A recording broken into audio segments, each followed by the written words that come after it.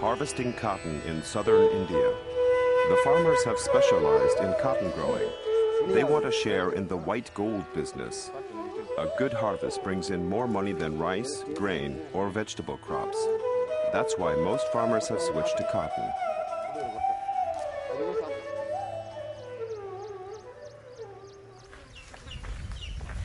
A cotton belt is stretching across southern India.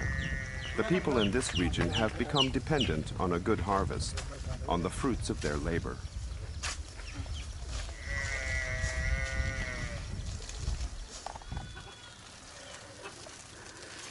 Anand is one of the farmers who switched over.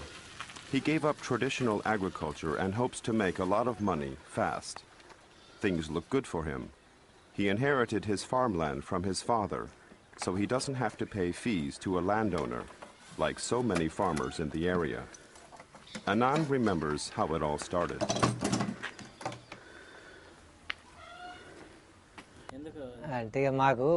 I've only been growing cotton for 8 years. At the beginning, I was sure that the soil on my fields wasn't good for cotton, but all the other farmers were making a good living from cotton, and they all talked me into doing it too. Now cotton is almost the only crop I grow.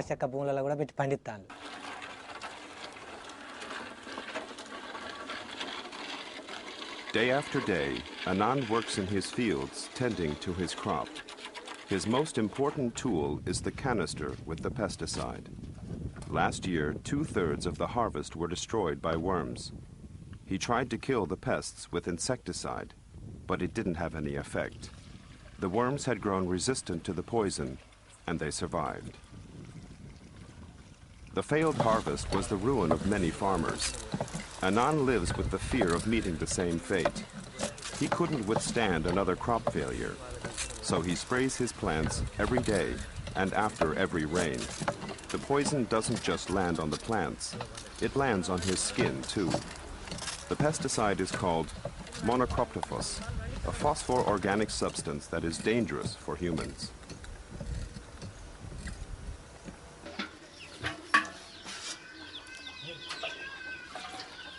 After spraying for several hours, Anand is dazed. His tongue is numb and thick in his mouth, and he feels so sick that he doesn't feel like eating. Water is a costly commodity, so he washes sparingly in the evening.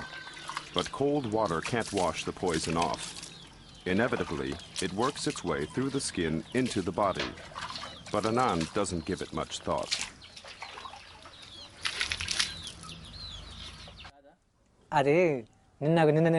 Pesticides and cotton growing for me, they simply belong together. We use a lot of pesticides, but monocroptophos isn't dangerous. I don't need to protect myself from it. Cypermethrin and endosulfan, they are dangerous.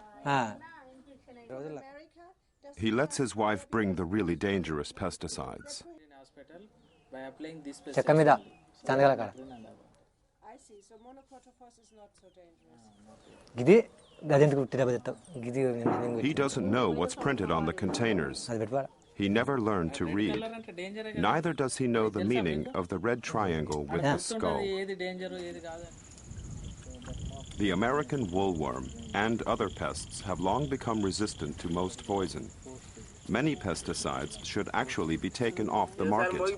Instead, they continue to be sold. Some farmers think that if they use double the amount of pesticide, they'll be able to kill off some of the pests. The cotton farmers rent expensive motorized sprayers to spread pesticide over the fields from morning till evening. They don't wear face masks or protective clothing. The hum of the spraying machines belongs to the noise of everyday life in India's cotton belt. The poison also lands on the cornfields, thus working its way into the food chain.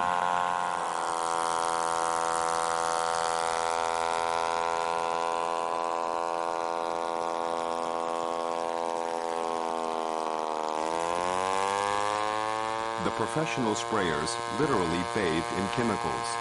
Their clothing is soaked through. With every breath, the poison is drawn into their lungs. Their tongues become numb. A poisonous cloud of pesticide forms over the entire region. Nowhere else are such quantities of chlor and phosphor organic chemicals sprayed as in the cotton belt. Every kind of insecticide is available here. Even highly dangerous products like the cancer-inducing lindane are sold over the counter. In Europe, these pesticides have been banned for years because of their deadly effect on humans. But in India, business is booming.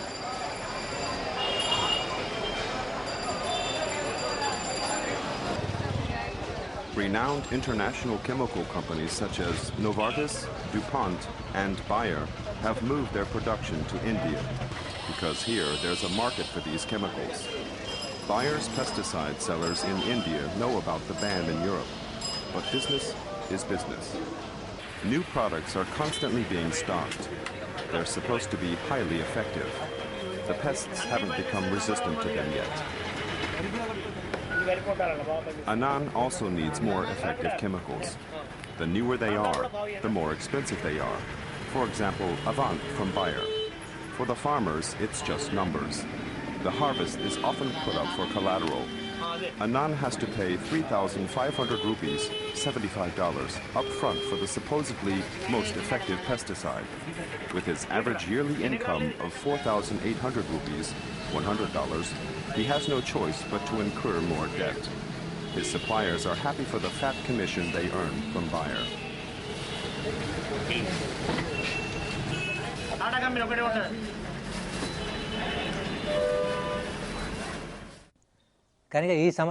Last year, the green worms ate my harvest. I sprayed monocrotophos, endosulfan, and a couple of other pesticides.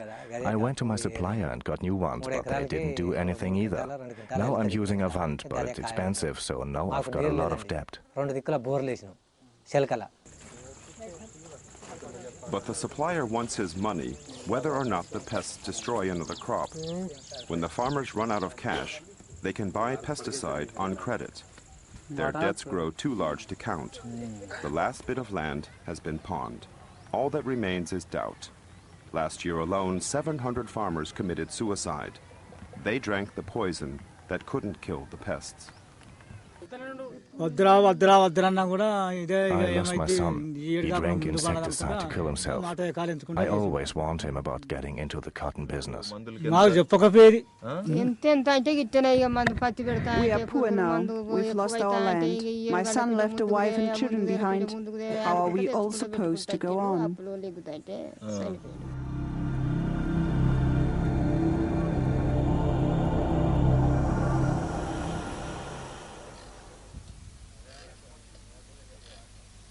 Anand, too, has fallen into the vicious pesticide death cycle. He sprays even when the threat from pests is long over and the cotton is being picked.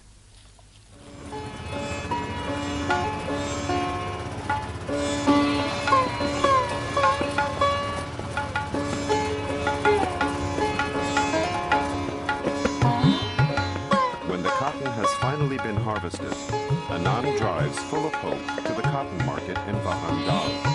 This year, he has 2 sacks to sell freely on the market. The rest of the harvest has been claimed by his lenders. He's caught in the pesticide cycle. He has to go on. There are many more farmers like him.